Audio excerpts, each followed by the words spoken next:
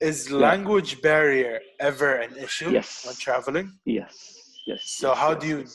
did you learn the language? Specifically, I speak Portuguese and Spanish. Wow. I did Okay. level one. The first time I did 10 years ago, I went to Chile and Argentina. The first trip in South America, I studied Spanish level one. I manage myself perfect. I don't speak, I don't talk to people, but I manage myself perfectly. Menus, check-ins, check-out, fighting, bargaining, taxis, everything. Interesting. Then after 2 years, I started to go to Brazil. Then I was like, okay, I think Spanish is practical, but I think Portuguese will be a life because I want to live there. I want to always come back there. And this is what happened. I'm spending at least a month every year in Brazil, Mm. and it's gonna be forever. Like either New Year's, either Carnival, or both. Now I'm trying to make two trips, summer and because they have two seasons and they have literally 4 or 5 different itineraries and places and to go to. If you see the map, you see that Brazil is literally half of the continent, where there is 13 countries on the other side, and Brazil is one country. Pretty So much.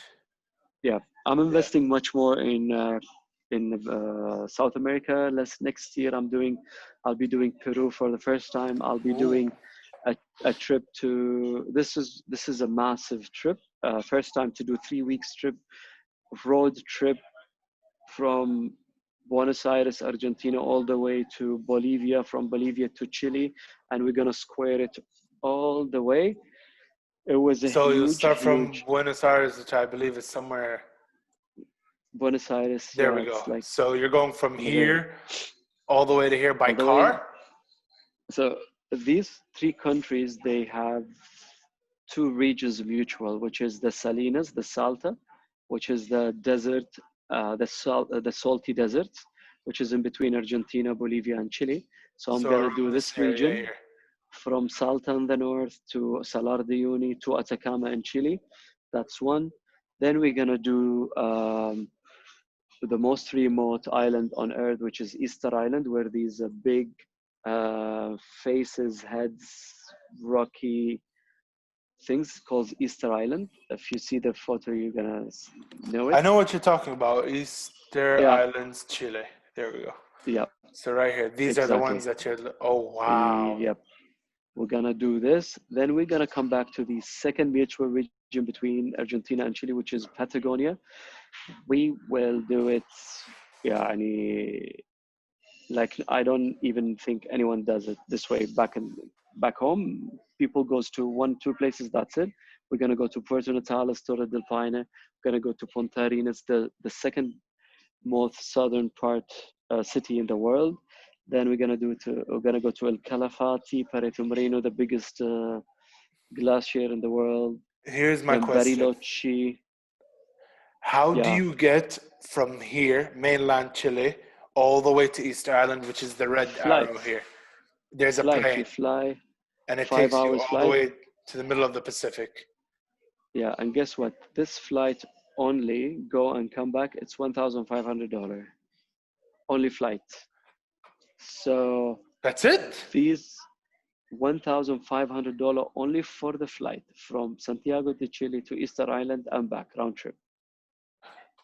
Okay, that's really That's good. That's such a good price. And is it like a no, seven? this is very expensive. It's That's very one expensive. I thousand mean, five hundred considering the dollar. distance. No, that's huge because the whole itinerary comes to $11,000, $12,000. So this is Oh, only okay. yeah. So this only one flight is like 15% of the itinerary. Wow. So it's a challenge to come up with itineraries on a specific. This takes us to how do you manage the prices of the trips. I Yep. have like I have a budget. I have my clients always buying for this, so I always try to keep $5,000, for example, for a double room and 11 days. So coming to this itinerary and prices are really crazy. If you want to really show them everything, I'm working for a reputation, like word of mouth. People keeps coming because they love it and they're bringing friends and family, and I'm feeling trips easier and more fun because traveling with people you trust and is quite and it takes a bit of the downside of the trips because there is a surprise factor. You don't know who's traveling with you. Sometimes they're A annoying, wild card, sometimes yep. they're needy. Yeah. So if I'm traveling with 100% people that I know, so this becomes much easier. So I don't want to increase the prices. I don't want to cancel something that is worth seeing. For example, like Easter Island, you saw it. If you go all the way there and they come back and they were like, Musa, you didn't show us this. And I was like, okay, now they're disappointed. So this is something main they have to see. So I really work hard on the itineraries to save every day to see what's worth seeing, what's not. Sometimes I think from my side of like, for me personally, I want to see everything, but you cannot take people, they don't have the same interest. They don't want to see everything because True. most of the places were look the same for them. Okay, so I take them to a lake district, then I take them to Patagonia is like some national parks, then I take them to, so I make sure these places are diverse and each one of it is kind of different. Every destination offers something different culturally, nature-wise, food-wise. Every part is different. Hmm. Like the seaside, they have like the seafood. The land side is like lots of meat and sheep. For example, in Argentina is very famous for the sheep. Then you go to the north, and they have different way of cooking. Then you go to every part is really really interesting. So you need to know all of these things so you don't repeat. And Interesting. trust me, I book every lunch and I book every dinner. Not Wow. everyone is doing this. Yeah, Colombia, I have 11 days.